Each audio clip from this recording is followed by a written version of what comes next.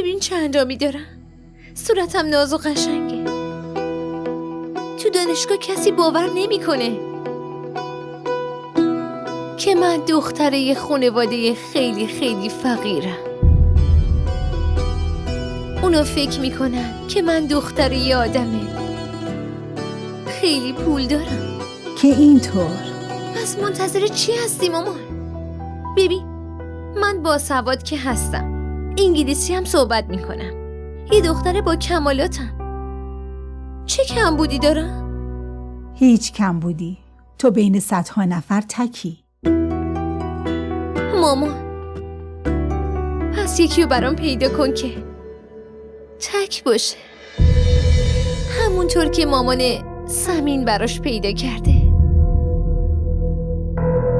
پولدار، جذاب، باسواد.